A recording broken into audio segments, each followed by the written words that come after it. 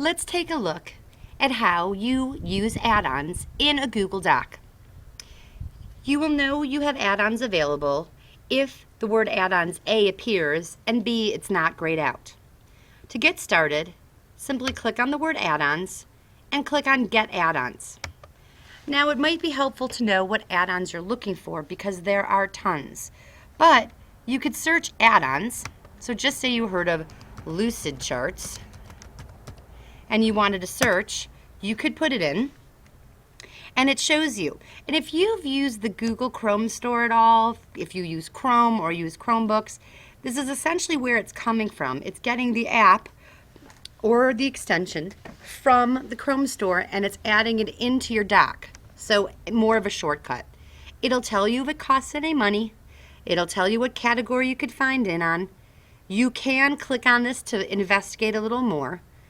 And it's free. So if you want to add it, all you have to do is click the plus sign. And it's going to add it. Now here it's going to ask me to sign into my Google account. I thought I was signed in, so if you get that, just sign into your Google account again. And it might be because this is the first time I'm adding add-ons to my personal Gmail.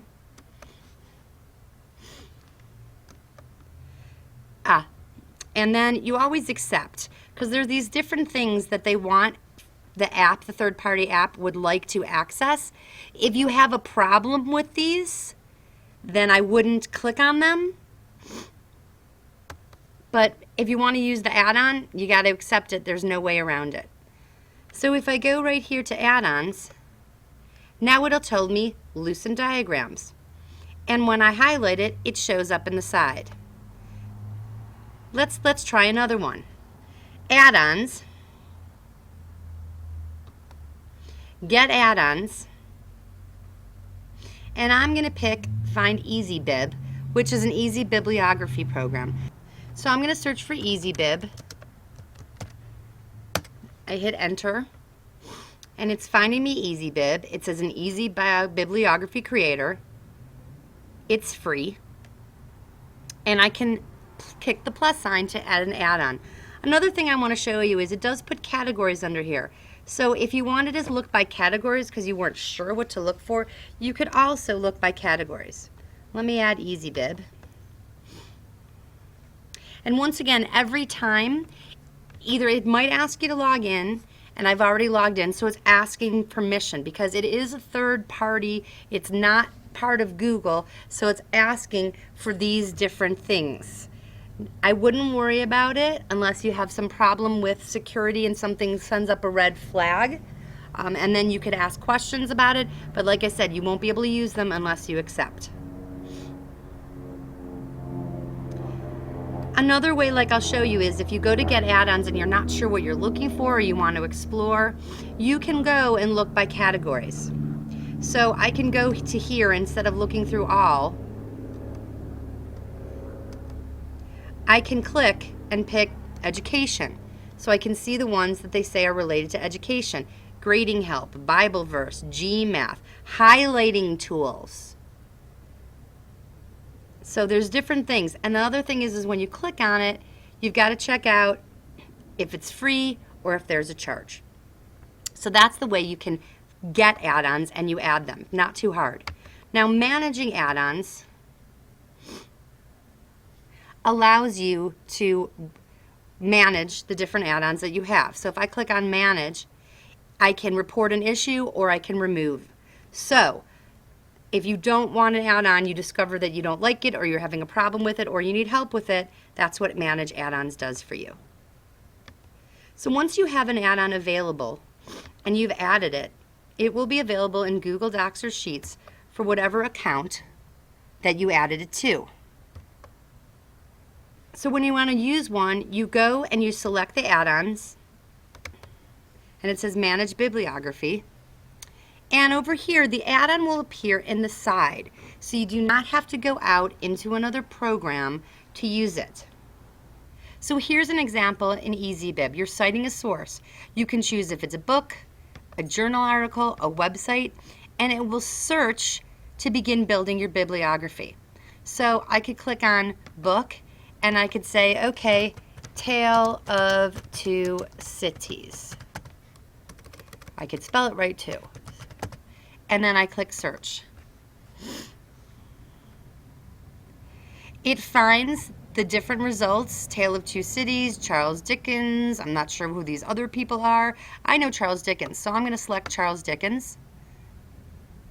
And what form do you want? MLA, IAPA Chicago. I'm going to do MLA, add Bibliography to doc. And there it is. And now it's just part of your doc, so you can copy and paste it and move it anywhere you want. The Lucidchart add-on is a great graphic organizer. If you need to install it, you go to Get Add-ons and search for Lucidchart. And I already have it installed, so I have Manage here. But if you don't have it installed, you'd click the button here. I think it says Free, and it will be added to your add-ons. When you go to use it, Lucidchart Diagrams, you have the choice of inserting a diagram or update and insert a diagram. So I can go to Insert a Diagram, and if you were working in Lucidchart already and you have diagrams saved, they will appear. So just say I've already created some diagrams. I can look at my diagrams and see which one I want to put in. It'll show me a preview down here.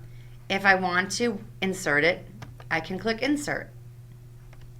And it'll insert the diagram wherever your cursor is. So my cursor was at the top of the page, so the diagram is at the top of the page. Now notice it's an image. So you can move it around like an image. You can delete it if you want. If I don't like it, I can click on it and hit delete and it goes away. I can insert a different one if I want. The other cool thing is once you've inserted it, if you need to edit the diagram, you can click on Edit and it will take you to Lucidchart from right inside your Google Doc, and you can change something if you like. So just say I want to move all things Google over here. When you're done, you can click Save and Close, and it's updated the diagram.